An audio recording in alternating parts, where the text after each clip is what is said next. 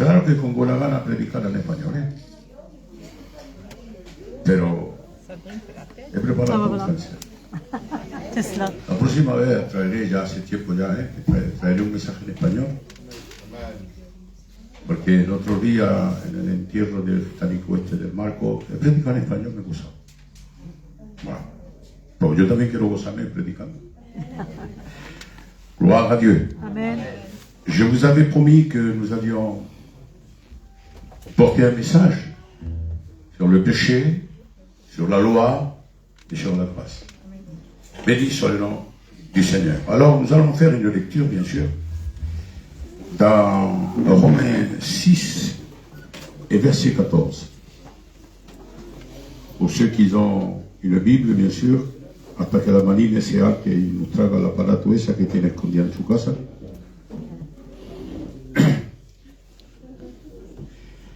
Voilà. Alors, car le péché n'aura point de pouvoir sur vous, puisque vous êtes sous la loi. Mais, non, je répète, car le péché n'aura point de pouvoir sur vous, puisque vous n'êtes pas sous la loi, mais sous la grâce. Amen. Alléluia. Nous nous assoyons, s'il vous plaît.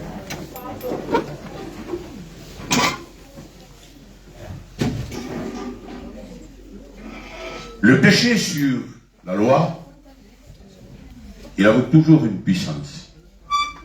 Parce que la puissance du péché, c'est justement la loi. Si la loi n'existe pas, le péché ne serait pas là. Béni soit le nom du Seigneur. Comment est entré le péché? Je sais que vous le savez, mais c'est juste pour entrer dans le message. Dieu créa l'homme. Après la dernière création de Dieu dans la création de la terre, Dieu créa Adam. Et tu peux manger, écoute bien, hein, tu peux manger de tous les arbres du jardin, mais à celui qui est au milieu du jardin, c'est l'arbre de la connaissance du bien et du mal, tu ne le toucheras même pas. Parce que le jour où tu en prendras, certainement, tu mourras. Bien sûr que la mort n'était pas physique. La mort, c'était spirituel. Bendito sea el nombre del Seigneur. Et puis, il amena tous les animaux qui existent sur la terre devant Adam pour qu'il lui donne le nom. Et Adam donna des noms à tous les animaux. Et puis, une fois qu'il a donné les noms à tous les animaux, Dieu vit que Adam n'avait pas quelqu'un de semblable à lui pour être sa compagne, une compagnie pour Adam. Alors il donna un profond sommeil à Adam, lui enleva une côte, referma le côté de la chair et puis créa Ève. Et il la présenta devant lui. Maintenant, lorsque Ève était devant lui, auparavant c'était des animaux qui venaient leur donner des noms. Mais regardez l'Esprit de Dieu comme il travaille, et puis en plus, Adam était parfait, était créé parfait, il n'y avait point de péché en lui encore. Lorsque Dieu présente Ève devant lui, les premiers mots qu'il va dire, voici celle qui est chair de ma chair et os de mes os. Comment sait-il qu'il est sorti de ses os, si ce n'est par l'Esprit de Dieu? Bendito sea el nombre del Seigneur. Bien des choses, des fois, sont découvertes dans des messages.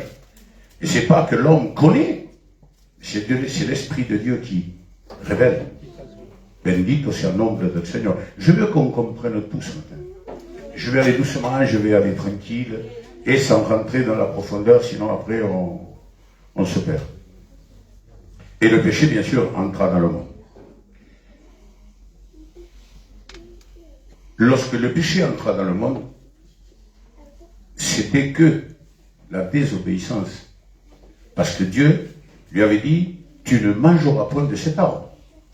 Il n'y avait pas un autre péché que la désobéissance. Même que dans le ciel, il y avait l'orgueil.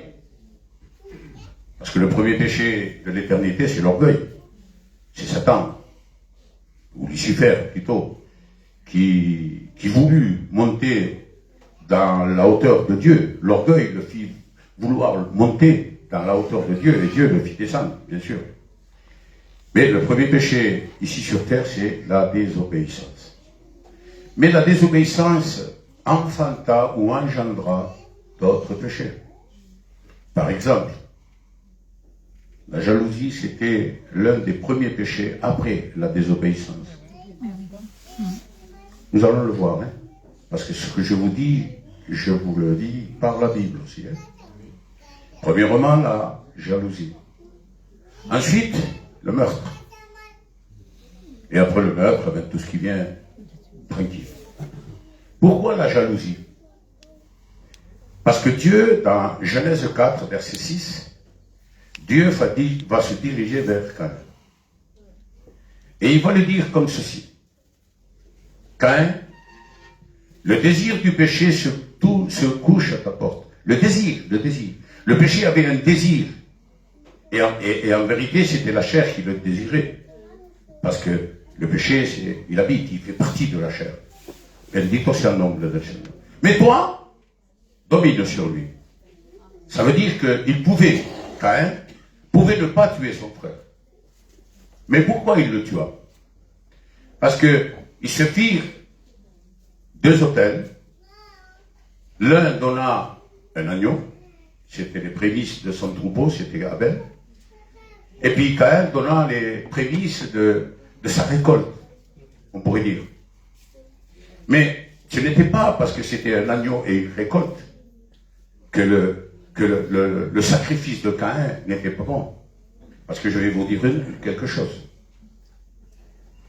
Que ce soit un agneau en sacrifice, ou que ce soit un gâteau fait avec un effort de fleurs de farine, avec de l'huile d'olive et tout cela, ça équivalait l'agneau. Le petit gâteau équivalait l'agneau. Pourquoi? Eh bien, parce que c'était des pauvres, ils n'avaient pas pour acheter un agneau. Alors, ils offraient avec leur cœur ce que eux, ils pouvaient donner. Et Dieu dit qu'ils pouvaient prendre un effort de fleurs de farine, faire un gâteau, puis le présenter devant Dieu. C'était pareil. Ou alors prendre de la farine avec de l'encens, de l'huile, et le mettre sur le feu. C'était pareil. Ça, c'était un sacrifice, l'Holocauste plutôt, par le feu. Béni soit le nom du Seigneur. Il faut qu'on comprenne cela. Hein. Mais là, Abel donna un agneau, Caïn donna les fruits de la terre. Mais ce qu'il y a, c'est que Caïn donna ses fruits de la terre, non pas avec son cœur, comme Abel donna cet agneau, mais il le donna un peu avec tricherie. Je dis comme ça. Vous savez, le français, pour moi, c'est un peu tabou. Alors, il le donna un peu en trichant. Et c'est pour cela que le sacrifice de Caïn n'avait pas agréé Dieu. Alors, qu'est-ce que la désobéissance a engendré ou a enfanté en première des choses? C'est que Caïn fut jaloux de son frère. C'est pour cela que je vous ai dit, la désobéissance a engendré premièrement la jalousie. Et en rapport à la jalousie, Caïn tua son frère. L'homicide. Béni soit le nom du Seigneur. Amen. Et puis voilà, et surtout que Dieu l'avait averti. Nous prenons le livre de... bien sûr, la loi, il n'y a pas de problème. La loi était... Le péché est venu par Adam. La loi est venue à travers... C'est deux choses différentes pour moi. Le péché par Adam. Pourquoi Adam et pas Ève? C'est Ève qui a été séduite. Mais c'est Adam qui a reçu l'ordre. C'est à cause de cela que Adam est le coupable. Le péché est venu par Adam, mais la loi est venue à travers Moïse. La loi n'est pas de Moïse. N'est pas venue par Moïse. Non, elle est venue à travers de Moïse. C'est Dieu qui a donné la loi. Lorsque Moïse monta dans la montagne du Sinaï, il resta 6 jours là-haut sans que Dieu lui parle. Et au 7e jour, Dieu descendit sur la montagne, il y a eu une grande fumée, un grand feu, comme un tonnerre, et là, Dieu parla à Moïse. Et il lui donna les commandements, bien sûr. Il écrit sur les tables que Moïse avait faites, parce que les premières c'était Dieu qui avait fait, mais les deuxièmes c'était Moïse qui les avait faites, mais c'était le doigt de Dieu qui l'écrivit, quand même, les 10 commandements.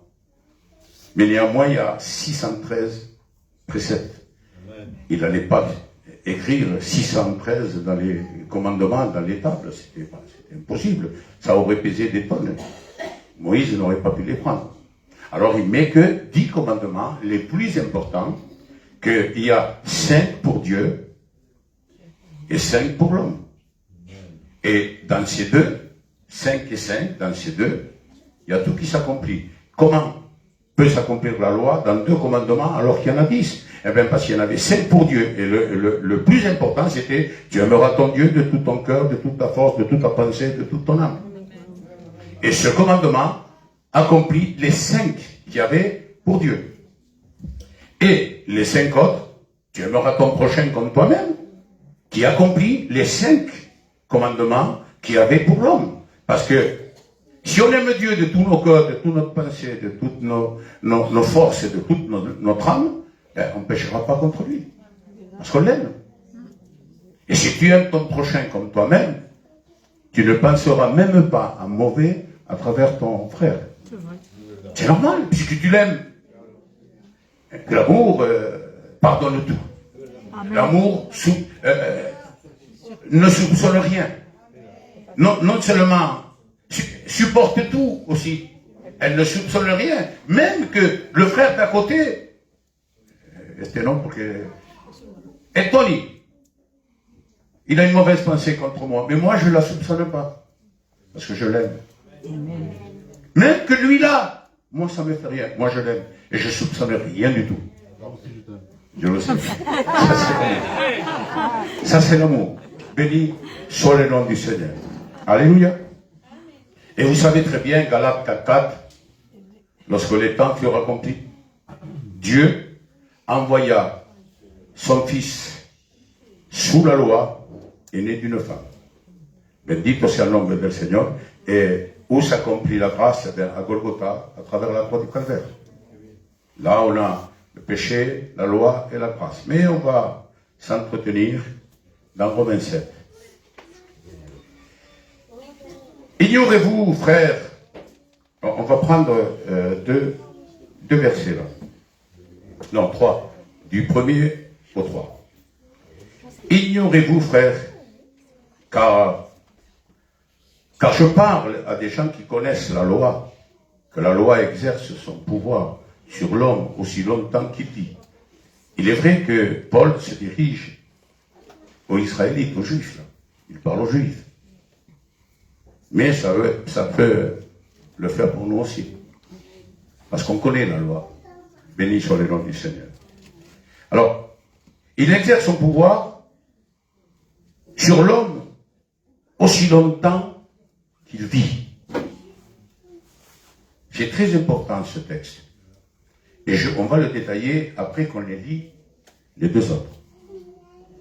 Ainsi, et c'est pour ça que j'ai pris cela, ainsi une femme mariée est liée par la loi à son mari, tant qu'il est vivant. Mais si le mari meurt, elle est dégagée de la loi qu'il a liée à son mari. Si donc, du vivant de son mari, elle devient la femme de notre homme, elle sera appelée adultère. Mais si le mari meurt, elle est affranchie de la loi, de sorte qu'elle n'est point adultère en devenant femme de notre. D'accord? Mais, Juan, pourquoi tu prends la loi dans un mariage? Parce qu'il n'y en a pas un autre texte. Il y a des textes. Mais qu'on puisse comprendre. Parce que la capacité de l'homme, elle est un peu arriérée. L'homme n'est capable de rien du tout. Si Dieu n'est pas avec lui. Pour comprendre la parole de Dieu, il faut qu'on la comprenne par l'esprit. C'est l'esprit qui te fait comprendre la parole de Dieu. Ce n'est pas l'intelligence d'un homme. Écoutez bien, ce n'est pas l'intelligence d'un homme, parce que, vous savez, il y a des présidents, des ministres, tout ce que vous voulez dans ce monde, ils lisent la parole de Dieu et ils ne comprennent rien du tout. Ils vont vous la expliquer selon ce que eux ils comprennent dans la chair. Mais la parole de Dieu n'est pas charnelle. Pierre dira un jour à Jésus, où irions-nous si tu as la parole de la vie? C'est une parole qui donne la vie. C'est une parole, il y a un autre texte qui dit, mes paroles sont esprit et vie. Donc, elle n'est pas charnelle, la parole de Dieu. Est-ce que vous comprenez cela? Mais l'homme, pour qu'il puisse comprendre quelque chose, il faut comprendre quelque chose de ce monde. Et la loi, avec le mariage, est très bien pour cela, pour qu'on puisse comprendre. Écoutez bien. La loi dit, parce qu'à l'époque, et nous verrons ça après, je le laisse, nous le verrons après. La loi est que deux êtres, un homme et une femme, puissent se marier. Mais une fois qu'ils sont mariés, il n'y a que la mort qui peut annuler ce contrat. Vous comprenez? Parce que la loi le dit. C'est la loi. Qu'est-ce que je vous ai dit tout à l'heure? La puissance du péché, c'est la loi. S'il n'aurait pas eu de loi, il n'aurait pas eu de péché. L'homme tombe dans la désobéissance. Mais la jalousie, le meurtre, tout ça, c'était pas un péché. Puisqu'il n'y avait pas de loi à ce moment-là. C'était un mauvais acte, mais sans péché. C'est une fois qu'on a connu la loi, qu'on a dévoilé le péché, que le péché a été dévoilé. Si, par exemple, si on vous dit, la loi de ce monde dit, tu ne voleras pas, sinon la police te prend et te met en prison. Mais s'il n'y aurait pas une police pour châtier le vol, eh ben, même si on vole, eh ben, on serait libre. Vous comprenez cela, c'est pas la peine. Mais comprenez ça. Alors, la loi du mariage est très importante. Pourquoi? Parce que ça s'adapte à la parole de Dieu. C'est pour cela que je prends ce texte pour vous introduire dans la loi. Une femme ou un homme, c'est pareil. La Bible dit d'une femme. Alors j'ai dit une femme. Mais c'est réciproque, c'est pour l'homme et pour la femme. Tant que le mari n'est pas mort, même si elle se sépare de son mari, écoutez bien, parce qu'il y a des femmes, il y a des foyers qui ne peuvent plus vivre ensemble des années plus tard. Ne le faites pas. Ne le faites pas, s'il vous plaît. Parce que vous risquez de mettre le mari, ou vous, homme, vous risquez de mettre la femme en adultère. Alors ne le faites pas. Écoutez bien. Supposez qu'il y a un couple qui en ont marre d'être ensemble. Ces deux fils plus, lorsqu'ils se touchent, ils font masse. Ça arrive, hein? Eh bien, même si ce mari ou cette femme, ce couple se sépare, que l'un reste sans se marier et l'autre aussi. Parce que si se marient un ou l'autre, ils se mettent en adultère. Parce que la loi annule le lien du mariage par la mort. D'accord? Ben non. On peut, ça peut arriver. Je connais des couples qui se sont séparés, mais il faut que cet homme ou cette femme reste sans se remarier. Parce que si quelqu'un des deux n'est pas mort, l'autre ne peut pas se marier. D'accord? Alors c'est la loi qui dit que le lien du mariage sera annulé par la mort de l'un ou de l'autre. On écoute. Gloire au Seigneur. On a compris cela, hein? C'est pas la peine de... Et ne dis pas oui, ça, ben, écoute. D'accord? Alors, nous allons prendre le verset 14, le 4. Mais, vous savez pourquoi je prends ce verset 4 après avoir parlé du lien de mariage? Vous allez le comprendre ce qu'on va le lire. De même, mes frères, vous aussi, vous avez été par le corps de Christ mis à mort. Ah, écoutez bien ce texte, hein? Il est très, très, très important.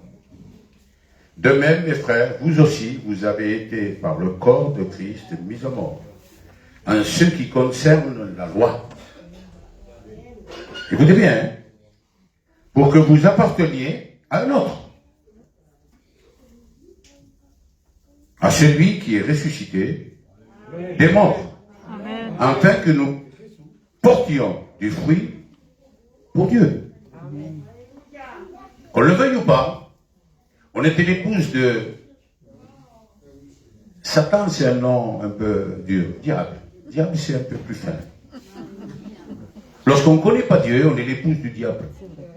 Qu'on le veuille ou pas, c'est ça. On ne peut pas dire autrement. Ou on sert un, ou on sert l'autre. Alors comme il n'y a que deux, ou on est avec un, ou on est avec l'autre. Mais comme le couple sur terrestre est de même, le couple que Dieu va faire avec son Fils. Ah. Alors il faut que quelqu'un meure. Parce que c'est que la mort qui annule l'ancien mariage. Alors lorsque Jésus est venu, la grâce, il est mort à la croix. Mais à ce moment-là, il n'était pas notre époux. Mais on le devient en nous, crucifiant notre chair dans la croix. Amen. Alors lorsque nous crucifions notre chair dans la croix, on annule le mariage qu'on avait avec Satan. C'est facile. Mais pas les amis que je ne suis pas... Je veux être le plus simple possible, pas manquer comme plein d'œil. Moi je sais ce que je dis. Et j'essaye à vous l'expliquer le plus simple possible pour que vous le compreniez. Parce que des fois c'est dur de comprendre des choses spirituelles. De même qu'un couple terrestre d'un homme et d'une femme, pour qu'ils puissent se remarier, il faut que l'un ou l'autre puisse mourir. Alors nous, pour que nous devenions l'épouse de Christ, il faut que nous mourions. Obligatoire. Pourquoi? Pour annuler le mariage qu'on avait avec le monde. Je dis le monde, c'est mieux. Mais c'est Satan et diable. Moi je vous dis, c'est mari mieux. Non, avec le monde, allez, on va dire le monde. Il faut que notre mariage avec le monde soit annulé. Mais comment annuler le monde? En écoutant la parole de Dieu. Amen. En recevant cette parole. Amen. Et en crucifiant notre chair et nos passions à la croix. Alors, on est mort pour le monde. Et du moment qu'on est mort pour le monde, on peut prendre pour époux Jésus. Amen. Parce que l'Église est l'épouse du Christ. Mais pour faire partie de l'Église, il faut naître de nouveau. Il faut qu'on comprenne tout cela. Si vous n'avez pas compris, écoutez, on ne sort pas d'ici ce matin tant qu'on n'a pas compris. S'il faut des questions, posera des questions. C'est facile. Je veux que vous partiez d'ici avec quelque chose dans votre pensée et votre cœur. D'accord? Pour que nous puissions être l'épouse du Christ, nous devons mourir et être une nouvelle créature. Amen. C'est comme ça. Sinon, on ne peut pas être l'épouse du Christ, parce que Christ n'est pas un homme comme nous. Non. Christ est Dieu. Amen. Et pour être une épouse de Dieu, il faut naître de nouveau. Il faut être spirituel. Il ne faut pas être charnel, il faut que toutes les choses anciennes soient passées, soient complètement effacées de notre vie. Je crois que c'est très dur, que vous verrez après. Parce que Amen, Amen, Amen, c'est bien, mais vous allez voir après. Il faut qu'on explique tout. Par Dieu. Et pourquoi? Pour donner nous portions des fruits pour Dieu. Amen. Vous savez que nous sommes appelés à porter du fruit. Il est le cep, nous sommes les sarments. Et ce n'est pas le cep qui porte le fruit, c'est le sarment qui porte le fruit. Et les sarments, c'est nous. Lui, c'est le cep. Mais pour que nous puissions, nous, porter du fruit, il faut que sa sève passe par le sarment que nous sommes chacun d'entre nous. Sinon, c'est impossible de porter du fruit. Et qu'est-ce que c'est la sève du sarment? La sève du cep. Pour nous, c'est le sang du Christ. C'est simple. Le sang de Christ nous purifie de tout péché. Bendito sea el nombre del Cristo de la gloria. Alléluia. Je peux dire quelque chose. Lorsque nous, on meurt à la croix, et que nous devenons des êtres spirituels, une nouvelle création, la loi, elle n'est pas morte. Hein. La loi ne meurt jamais. Hein. La loi vient de Dieu. Et tout ce qui vient de Dieu ne peut pas mourir. Dieu est éternel. On ne peut pas dire que la loi, elle est charnelle, ou que la loi, elle est morte, ou que la loi ne vaut rien. C'est impossible qu'on dise cela. Vous péchez lorsque vous dites cela. Parce que la loi est spirituelle. Parce qu'elle vient de Dieu qui est esprit. Amen. C'est lui qui a donné la loi. C'est pas un homme qui l'a donné, c'est pas Moïse qui a donné la loi. C'est pour ça que j'ai dit, la loi vient à travers Moïse. Le péché vient par Adam, mais la loi vient à travers Moïse. Et la grâce vient par Jésus-Christ.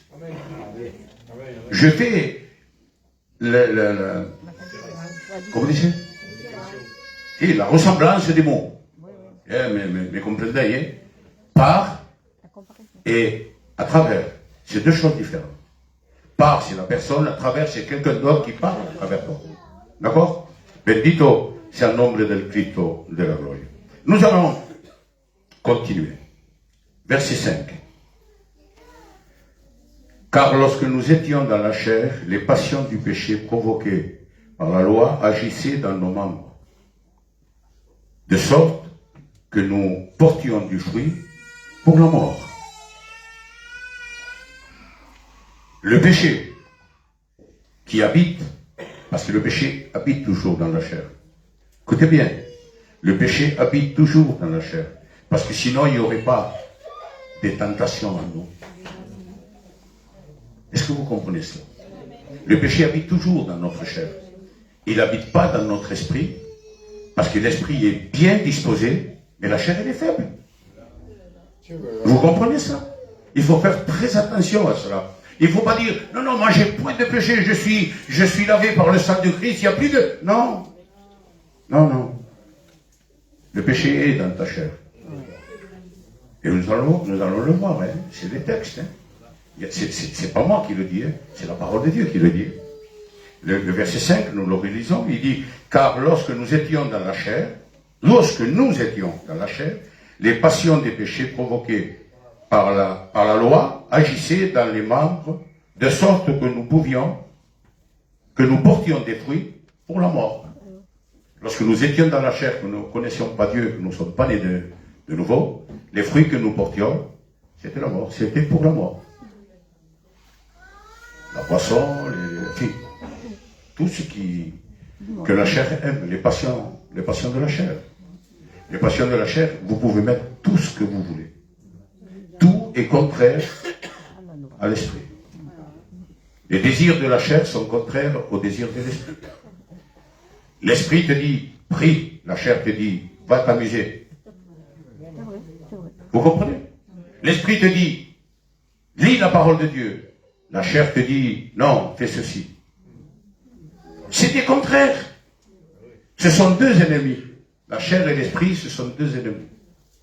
Mais voilà, ils habitent en nous les deux. Ceux qui sont nés de nouveau, bien sûr, habitent. Ceux qui sont nés de nouveau, l'esprit habite en lui. Mais néanmoins, la chair, la loi ou le péché est dans la chair. Elle est toujours là. C'est pour ça que je vous ai dit, la loi n'est pas morte. La loi est toujours présente. Jésus a accompli la loi. Il n'a pas aboli la loi. Il a justement accompli. Parce que nous étions incapables d'accomplir, nous, la loi. Pas sur les 613, sur 10 commandements seulement. Si on désobéissait à un seul, on se mettait coupable des 10. Alors c'était impossible à l'homme d'accomplir la loi. Alors qu'est-ce que Dieu a fait? Il a accompli à travers Jésus pour nous. Mais il n'a pas aboli, il n'a pas tué, il n'a pas arraché, il n'a pas mis de côté. Non, non, la loi est bonne. La loi est très bonne. Aimez vos prochains comme vous-même, c'est la loi. Hein? Aimez Dieu de tous vos cœurs, c'est la loi. Hein? Et on la met en pratique. Mais on met en pratique tout ce qui est bon. Mais tout ce qui n'est pas bon, on le met de côté. Comme il y a des choses dans nous, les gitans, qui sont bonnes. Bon, je vous dis une chose que maintenant, aujourd'hui, il est très peu dans les gitans. C'est le respect. Le respect aujourd'hui, auparavant, il y a ne serait-ce que 40 ans en arrière. 40 ans en arrière, j'avais 27 ans et demi, moi. J'avais presque 28 ans. Écoutez bien, 40 ans en arrière, j'avais presque 28 ans. Eh bien, s'il y avait un homme qui n'était pas même pas de ma famille, ni oncle, ni quoi que ce soit, qui était plus vieux que moi, il me disait, va, achète-moi un paquet de cigarettes, je prenais les sous et j'allais lui acheter un paquet de cigarettes. C'était le respect de nous. On vivait cela. Ce respect était ancré dans notre chair. Mais aujourd'hui, il n'y a plus de respect. Dans ce 21e siècle, le respect a disparu du gitan. Et le gitan nous a noté, ne me répète, Seigneur. Un jeune tutoie un vieux comme il veut. Lorsqu'on est dans un mariage ou un velatorio d'esto, están sentados los jóvenes, viene un viejo, il s'en fout. Se queda sentado y dit, qu'il aille se chercher une chaise. C'est ça le respect. Avant, c'était pas ça. Le respect du gitan était là, mais là, il n'existe plus. Bendito sea el nombre del Seigneur. Alors, pour la loi, c'est exactement pareil. Ce qui est bon, il faut le garder. Ce qui est bon à nous, dans la loi, on le garde. Et ce qui n'est pas bon, ben, on le met de côté. C'est simple. Néanmoins, la loi, toute, elle est bonne. Hein? Bendito sea el nombre del Seigneur. Verset 6. Maintenant, nous avons été dégagés de la loi, étant morts à cette loi, sous laquelle nous étions retenus, de sorte que nous servons dans un esprit nouveau, et non selon la lettre qui vieillit. Pourquoi? Il marque, maintenant nous servons par un esprit nouveau, c'est la nouvelle naissance, et non par la lettre qui vieillit. Parce que jusque-là, il parle du mariage. D'accord? La lettre qui vieillit, c'est la lettre que le peuple d'Israël avait demandé à Moïse, qui demande à Dieu, de divorce. Parce qu'ils avaient une lettre de divorce. Mais cette lettre, ça fait 3500 ans en arrière qu'elle a été faite, à peu près. À peu près, hein, je ne suis pas à un an près, hein, je suis un peu plus loin. Mais moi, je mets 3500, parce que de Jésus ici, il y a déjà 2000 ans, et puis à peu près 1500 ou 1600 ou 1700 ans de Moïse à Jésus. Vous comprenez? Parce que de David à Jésus, il y a 1000 ans. Et supposons que de Moïse à David, il y ait 500 ou 600 ans, à peu près. Il n'y a pas plus. Mais mettons 3500 ans que cette lettre était écrite. Elle a vieilli, cette lettre. Elle a 3500 ans. Mais celui qui est né de nouveau, et il est né par l'esprit, c'est différent. Aujourd'hui, dans la chair, j'ai presque 68 ans, mais dans l'esprit, j'ai un peu plus de 38 ans. C'est simple. Bastien, tu n'as que 12 ou 13 ans. C'est tout, hein. Un petit enfant. Moi, je suis presque un homme, 38 ans. Ramon l'autre dia tu llevas meses.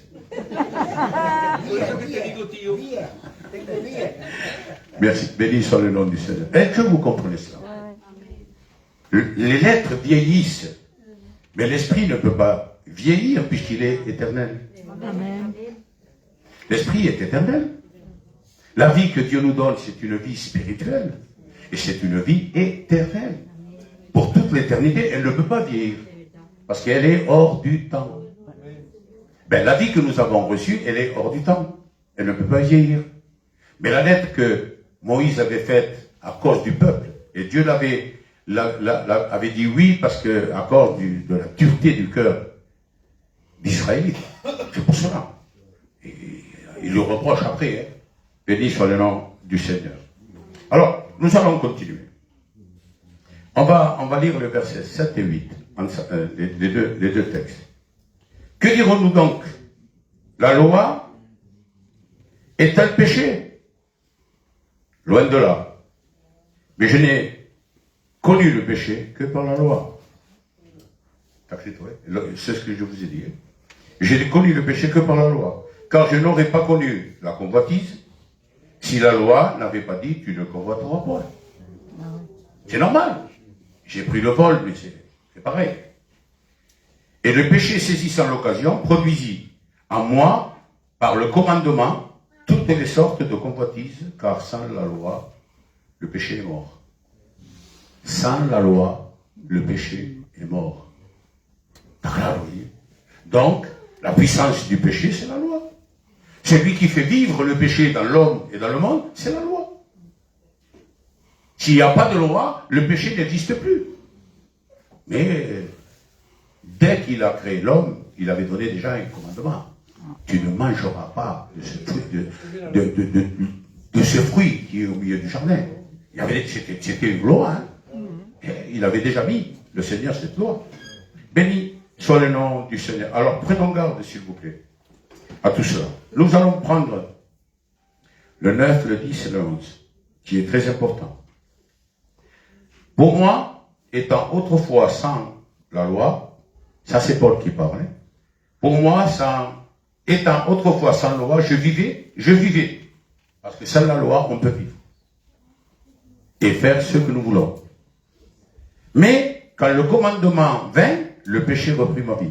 Le péché reprit vie. Et moi, je mourus. C'est important. Sans commentaire, c'est pas la peine de commenter. Je répète le texte. Pour moi, étant autrefois sans loi, je vivais. Mais quand le commandement vint, le péché reprit vie. Et quand le péché prend vie, moi je mourus. Quand le péché prend vie dans un homme ou une femme, dans un être vivant, il meurt spirituellement. Parce que lorsque il a mangé Adam de ce fruit défendu, on ne dit pas la pomme, on ne sait pas ce que c'est, mais du fruit défendu, lorsqu'il a mangé du fruit défendu, il est mort. Mais il était vivant dans la chair. C'est l'Esprit de Dieu qui s'est séparé de l'homme. Parce que mort veut dire séparation. Alors, lorsque l'Esprit de Dieu s'est séparé d'Adam et de Ève, ils sont morts. Spirituellement, ils étaient morts. Ils n'avaient plus de relation avec Dieu. Bendito sea el nombre del Cristo de la gloria. Car le péché saisissant l'occasion, me séduisit par le commandement et par lui-même me fit mourir. Le péché séduit. On pourrait dire, je vais le dire quand même, le péché, bien des fois, il est beau. Parce qu'on aime. Il est beau, parce que tout ce qui est beau, on aime. Il faut dire la vérité, hein, il ne faut pas se cacher. Tout ce qui est beau, on l'aime. Et le péché est très beau. Pour la chair, pas pour l'esprit. Alors, il dit bien, car le péché saisissant l'occasion me séduisit par le commandement et par lui me fit mourir. Ça veut dire, qu'on le veuille ou pas, toute personne qui est dans le monde et qui est séduit par le péché, spirituellement, il est mort. Dieu ne peut pas se manifester à travers lui.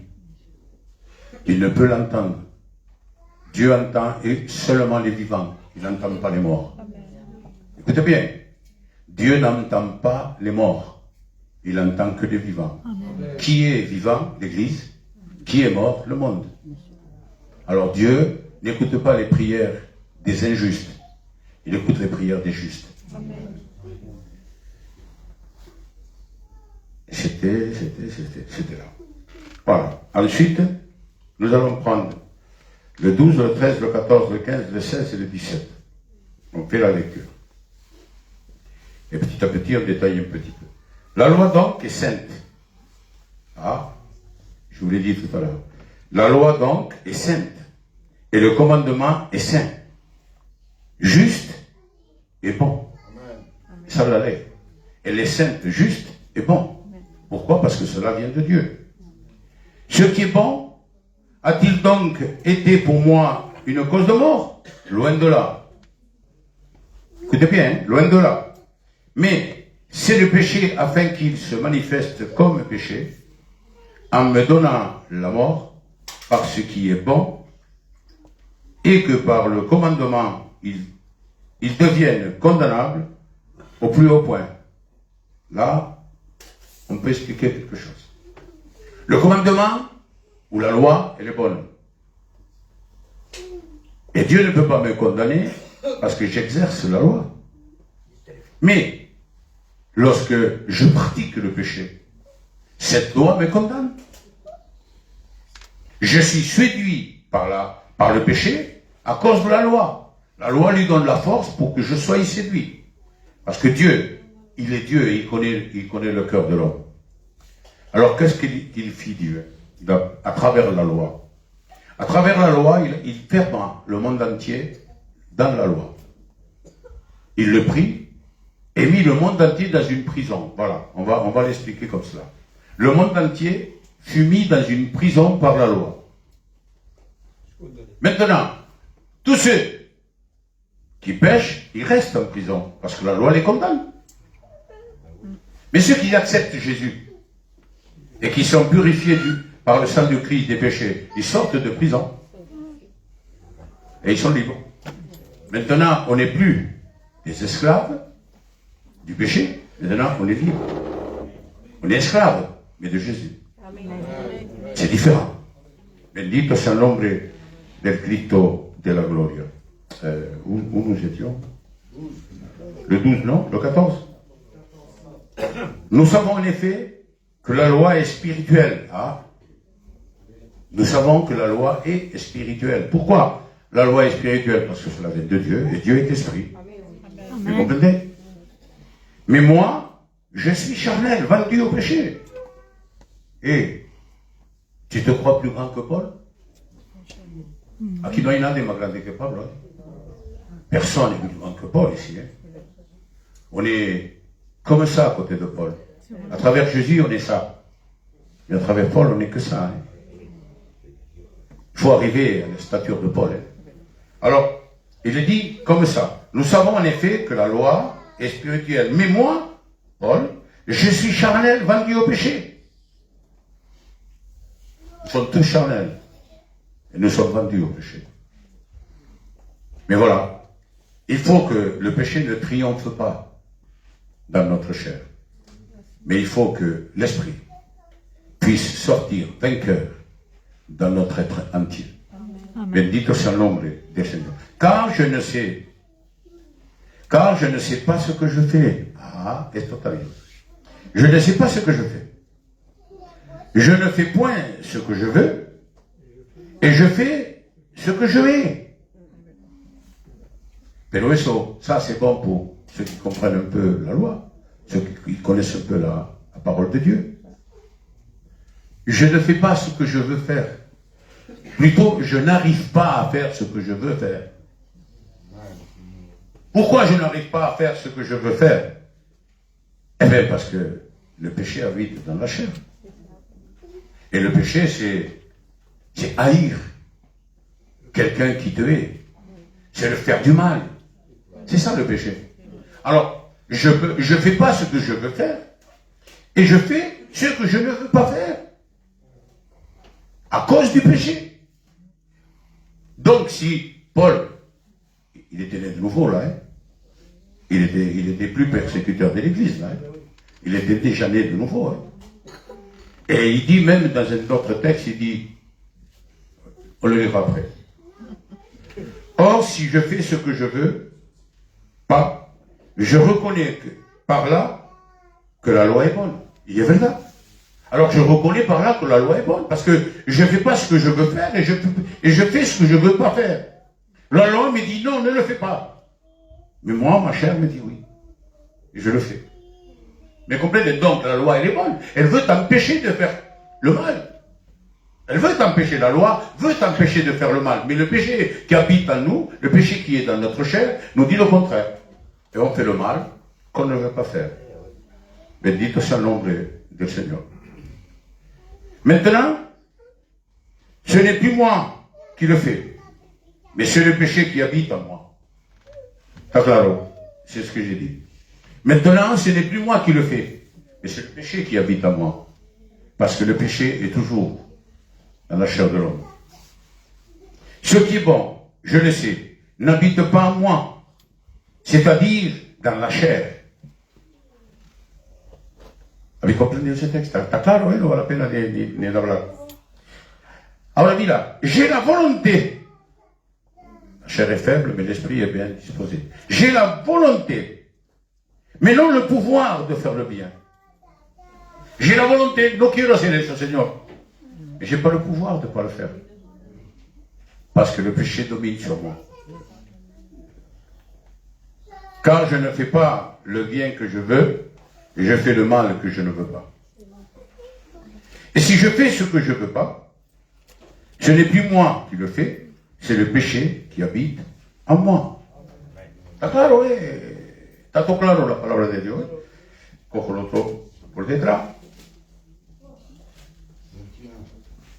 Trouve donc en moi cette loi. Écoutez bien. Quand je veux faire le bien, c'est le mal qui s'attache à moi. La palabra de Pablo, c'est toutes les paroles de Paul. Car je prends plaisir à la loi de Dieu. Esto es el hombre de Dios, el hombre que está regenerado. Je prends plaisir à la loi de Dieu, selon l'homme intérieur. Lo interior, l'espíritu, l'alma, et prend plaisir à la loi de Dieu, au commandement de Dieu. Mais,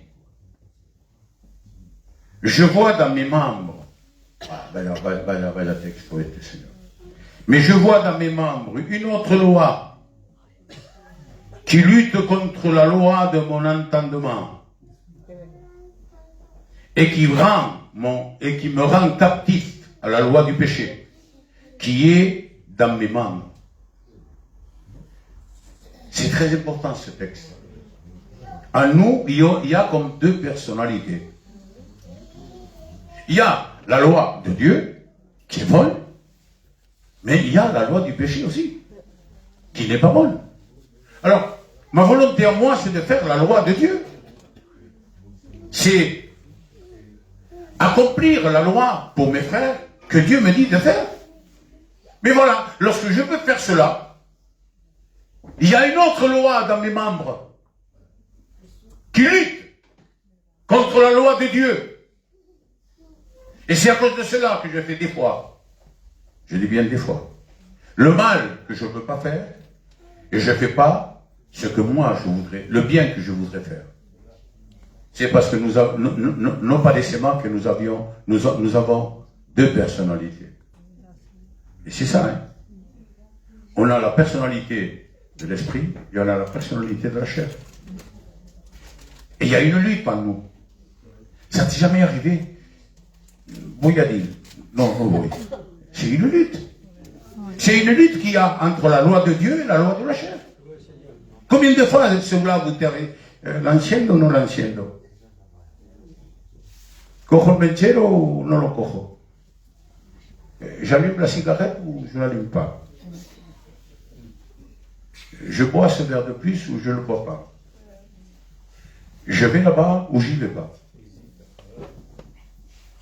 Combien de fois cela vous est arrivé? Combien de fois?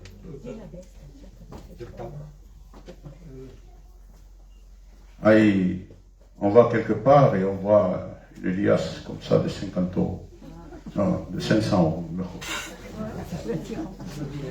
Et tu l'as, il n'y a personne. Je la prends ou je la prends pas? Si tu la prends, c'est la loi du péché qui t'a gagné, qui t'a vaincu. Et si tu ne la prends pas, c'est la loi de l'esprit qui l'a vaincu. C'est simple. Mais néanmoins, il y a une lutte intérieure. Nous, on ne la voit pas, parce qu'on croit que c'est comme ça, c'est naturel. Mais il y a une lutte intérieure en nous-mêmes. Par ces deux personnalités. Par la personne de l'esprit et par la personne de la chair. Bendito sea el nombre del Seigneur. Alors, regardez le verset 24. Misérable que je suis. Qui me délivrera de ce corps de mort? La chair. De la personnalité de la chair. Misérable que je suis, disait Pablo. On n'est pas meilleur que lui. Hein? On est des misérables. Misérable que je suis. Qui me délivrera de ce corps de mort? Parce que la chair, c'est un corps de mort. Ce corps, c'est un corps de mort. Hein? Ce corps ne rentrera pas dans le ciel. Hein? Ni la chair ni le sang hériteront le royaume de Dieu. Hein? Que ce soit ceux qui sont partis ou nous qui sont restés, eux, ils auront un corps nouveau puisqu'ils sont morts, mais nous, on sera changés en un clin d'œil. Ça veut dire que ce corps ne peut pas hériter le royaume des cieux. C'est un corps de péché. C'est un corps qui a été tiré de la terre. Et la terre, elle a été maudite. À cause de l'homme, bien sûr. Au jardin d'Éden, il n'y avait pas d'épines. Il n'y avait pas de ronces. Il n'y avait que des fleurs, des fruits, et puis c'est tout. Pas d'épines, pas de ronces. Mais à cause du péché de l'homme, les épines et les ronces sont sorties. C'est comment dit ça?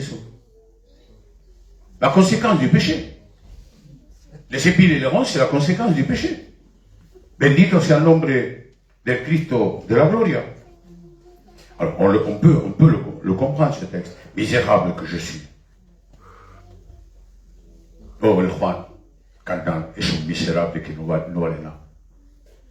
¿Quién me libertará de este cuerpo de muerto? Qui me délivrera de ce corps de mort? Eh bien, il n'y a que la mort qui va me délivrer. Parce que je mourrai, mais avec quelque chose de mieux. Jean 11, 25. Je suis la résurrection et la vie. Et il continue. Parce que je meurs avec une promesse. Je suis la résurrection et la vie. Jésus dit. Et je le crois. Mais, celui qui croit en moi, quand même il est mort, vivra. Ce corps doit mourir. Mais l'homme intérieur, l'homme qui est né de nouveau, l'homme qui a accepté la volonté de Dieu et qui accepte la loi de Dieu, ne peut pas mourir. Quand même, il lui sera mort, il vivra. Et c'est pour cela que lorsqu'on quitte cette terre, eh bien, on part tout simplement auprès de Dieu. Les enfants de Dieu, bien sûr. Lorsqu'on quitte cette terre, on part à la rencontre de Dieu. Amen. Écoutez bien, je vous donne un petit témoignage et ensuite encore un petit texte et on finit. C'est à cause d'eux qu'on finit un peu plus tard, ils veulent beaucoup chanter. Alors écoutez bien. Écoutez bien. Vendredi, j'ai prêché à un cimetière et j'ai fait un enterrement. J'ai fait l'enterrement del père del Marquillo. Alors écoutez bien. Cet homme était, je l'ai dit en prêchant, j'étais là-bas, non? Je l'ai dit en prêchant au cimetière. C'était un homme rebelle à la parole de Dieu. Regarde s'il était rebelle à la parole de Dieu, que j'avais fait. Je faisais des réunions en face de lui, il avait appelé même la police. D'accord, là, Jean-Claude? Alors écoutez, il était rebelle à la parole de Dieu. Mais dans les 3 derniers mois de sa vie, il s'est repenti. Amen. Il demandait pardon à Dieu. Amen. Moi qui ne voulais jamais que je lui parle de Dieu, il m'a appelé. Llámame Juan Marco. Je suis allé là-bas, je suis allé 2 fois le voir. Hein. Je suis allé là-bas, j'ai prié pour lui, j'ai parlé avec lui. Et ensuite, je suis parti. Et à peu près 10 ou 12 jours après, il est parti. Mais avant de partir, écoutez bien, il dit à son fils, quiero que el Juan, cuando yo me muera, quiero que el Juan venga a orar para mí. Il ne voulait pas entendre la parole de Dieu. Il ne voulait rien savoir de la parole de Dieu. Et vous savez, des fois, il y a des situations. Il y a des situations. Que lo que le ha pasado a Luis, c'est pareil. Lo que le ha pasado a la tía Consuelo, c'est pareil. Et à beaucoup de familles que j'ai, hein, ça lui est arrivé cela. Hein. Eh bien, il est parti avec Dieu. Amen. Il est parti avec le Seigneur. Amen. C'est comme ça. Et j'ai lu un texte. Écoutez bien, j'ai lu un texte, je vais le prendre. Romains 10 et verset 13. J'ai lu ce texte là-bas au cimetière. Écoutez bien. Car quiconque invoquera le nom du Seigneur sera sauvé. Amen. Car quiconque invoquera le nom du Seigneur sera sauvé. Qui suis moi pour condamner? On a une personne à la dernière minute qui dit, Seigneur, le brigand à la croix. Mieux que lui, il n'y en a pas. Le brigand à la croix. Seigneur, rappelle-toi de moi lorsque tu seras dans ton règne. Aujourd'hui même, tu seras avec moi dans le paradis. Amen. Pourtant, c'était un bandit, c'était un brigand, c'était un pécheur à tout vent. Mais voilà. Seigneur, il le reconnaît déjà comme Dieu. Rappelle-toi de moi lorsque tu seras dans ton règne. Aujourd'hui. Ni demain, ni après-demain, non, non. Aujourd'hui même, tu seras avec moi dans le paradis. Amen. Alors, tous ceux qui invoquent le nom du Seigneur à la dernière minute de leur vie, mais attendez, je l'ai dit là-bas aussi, hein, ne pense pas que tu vas faire pareil que lui. Vous comprenez? Je l'ai dit là-bas. Hein. Parce que je ne me cache pas, moi. Hein. Lorsque je prêche l'évangile, je prêche l'évangile. Hein. Mais je prêche pour sauver les âmes, pas pour les mettre en suspens de mort. Hein. Je leur ai dit, Dieu a permis à lui qu'il passe par là. Mais toi, si tu le fais exprès, parce que lui, il n'a pas fait exprès, il ne croyait pas, il ne croyait pas. Mais dans la vie qu'il a eue, cette maladie, cette mauvaise maladie, eh bien Dieu a travaillé son cœur. Amen. Il avait son beau-fils qui lui parlait de Dieu, il avait son fils qui lui parlait de Dieu. Et ça a commencé à travailler, à travailler, à travailler. Mais toi, par exemple, je dis là-bas, et si des fois tu te recules un petit peu, on ne sait jamais, hein, si tu fais une marche arrière, si des fois tu fais une marche arrière, ne dis pas, ben, je me repentirai à la dernière minute. Non. Dieu ne permettra pas que tu te répandes à la dernière minute. Mais tu partiras en enfer. Parce que le plan de Dieu est de sauver les âmes. Amen. Et les âmes innocentes. Les âmes qui ne font pas consciemment ce qu'ils veulent pour arriver à la dernière minute et faire après, Seigneur, non, tu n'évoqueras plus le Seigneur. Écoutez, l'opportunité des païens, si vous lisez tout Romain, vous allez vous révéler. Dieu m'effective. C'est un épître très, très, très important que les Romains. Il faut lire les Romains, et pas une fois. Il faut la lire 30, 40 fois. Oui, oui, il faut la lire. Écoutez. Dans Thessaloniciens 2 Thessaloniciens 2, le verset, je ne me rappelle pas. Il dit bien que lorsque l'Église partira et que l'Antichrist viendra, qu'est-ce qu'il fera? Il leur enverra un esprit d'égarement. Parce qu'il y en a qui viennent à l'église et ils disent, bon, je me ferai couper la tête. Il y en a qui ne mettent pas 1 euro dans les offrandes d'aujourd'hui. Et vous croyez qu'ils vous mettent la tête demain? C'est vrai, il faut dire la vérité. Seigneur Jésus. Non. Dieu te donne l'opportunité ce matin. C'est ce matin que Dieu te donne l'opportunité. Répands-toi de ta vie pécheresse. Laisse tomber ce monde et viens à moi, te dit Jésus. Je te ferai vivre. Amen. Je te donnerai une vie éternelle. Amen. Bendito sea el nombre del Seigneur. Dans les Romains, si vous le lisez, il dit, ne vous glorifiez pas que vous êtes sauvés et que les autres sont perdus, le peuple d'Israël. Écoutez bien, hein, parce que c'est vrai. Celui qui meurt sans Jésus, il est perdu. Hein. Il peut s'appeler Cohen, ou comme vous voulez. Il peut s'appeler du nom qu'il veut. Du moment qu'il part sans Jésus, la porte. Je suis la porte. La porte, c'est Jésus. Et celui qui ne passe pas par Jésus, ben, il est perdu. C'est simple. Même qui s'appelle Cohen, ou comme vous voulez. Il n'y a pas de problème. Mais il ne faut pas se réjouir. Écoutez bien, il ne faut pas se réjouir de ceux qui aujourd'hui sont perdus. Parce que Dieu a permis, écoutez bien, Dieu a permis de retrancher le peuple d'Israël de l'olivier.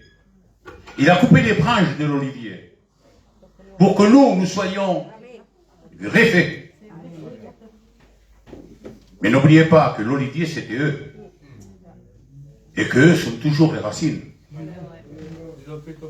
Il n'a pas coupé l'arbre et a déraciné l'arbre. Non, il a coupé les branches seulement. Ça veut dire que le fondement du salut du peuple, de l'humanité, c'est Israël. Parce que c'est Israël qui a été choisi avant tout le monde. Israël, c'est l'olivier franc. Nous sommes l'olivier sauvage. C'est excellent. Eh bien, si eux, ils ont été coupés pour que nous soyons greffés, à plus forte raison, nous serons complètement enlevés. Si Dieu a retranché le premier-né de ses fils, il ne va pas garder celui qu'il a adopté, hein, parce que nous sommes adoptés, nous. Hein. Nous sommes des fils d'adoption. C'est écrit, hein. Nous ne sommes pas légitimes, nous sommes adoptés. Et nous savons ce qu'est une adoption. C'est un enfant de notre Père. Il faut dire ce qui est. C'est un enfant de notre Père. Nous avons été adoptés parce que nous avions pour père le diable.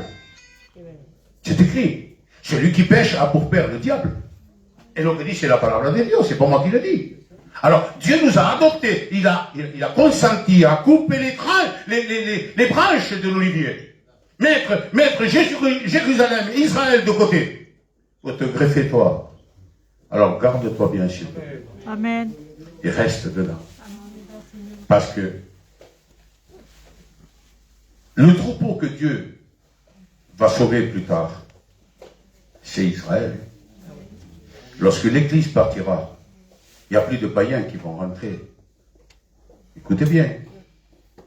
Il y en a qui disent, oui, il est décapité. C'est pas vrai.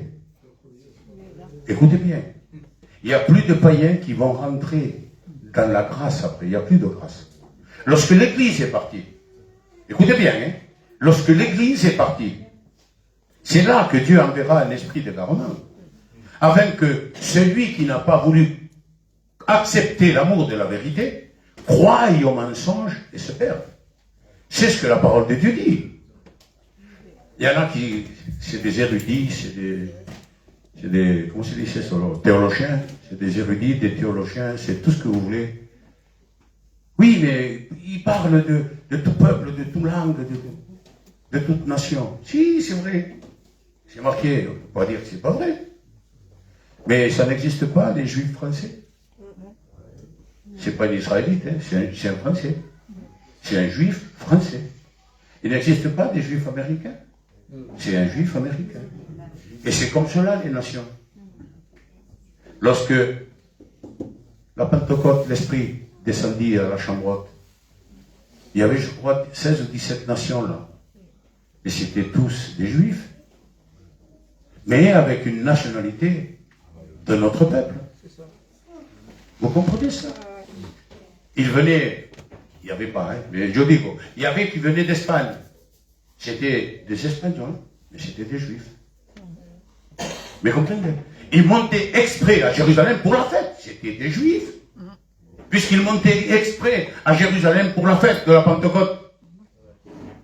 Mais leur nationalité n'était pas juive. Elle était des nôtres, arabes, ou d'autres qui en a. Il y en a 17 qui sont marqués. C'est ça les nations. C'est ça les langues. Une fois que l'Église est partie, hein, aujourd'hui, il y a toutes les nations du monde dans l'Église. Mais demain, il n'y aura que les Juifs. Parce que nous, les Juifs, aujourd'hui, ils ont été coupés. Et vous allez laisser la place à nous. La grâce a été ouverte pour nous. La porte de la grâce a été ouverte pour nous. Mais une fois que la porte de la grâce est ouverte, c'est aux non-juifs qu'elle est fermée. Et aux juifs, elle est ouverte. Ensuite, les non-juifs seront plus sauvés, et c'est les juifs qui seront sauvés. Même ceux qui m'ont percé, Zacharie 14, même ceux qui m'ont percé me verront. Les mains, les pieds, le côté, tout, le verront. Et ils se lamenteront et ils se convertiront à Dieu. Et c'est de cette manière qu'Israël, tout Israël sera sauvé. Amen. C'est écrit dans la parole du Seigneur. Si vous lisez les Romains, il n'y a pas tout ce que je vous ai dit, mais il y a beaucoup de textes là-dedans, et surtout dans la fin, vers la fin de Romains. Vous le voyez ça. Tout est marqué dans la parole de Dieu. Alors, je vous demanderai, s'il vous plaît, je ne sais pas si vous l'avez bien compris, mais j'ai fait tout pour que vous puissiez comprendre qu'est-ce que le péché, qu'est-ce que la loi et qu'est-ce que la grâce. Et par qui ils viennent? Par Adam, la loi à travers Moïse, et la grâce par Jésus, par Jésus-Christ. Amen. Gloire au Seigneur. Amen. Alors s'il vous plaît, prenons garde. Sachez que le péché est toujours dans notre chair. Ne croyez pas qu'on ne va plus pécher. Combien de fois te viennent des mauvaises pensées? C'est le péché qui entre. Et sois plus vaillant, que l'esprit gagne la chair. Amen. Et on sera toujours tranquille. Amen. Gloria a Dios. Gloria a Dios. Amen. Alléluia. Frère Jean-Claude, tu pries le Seigneur?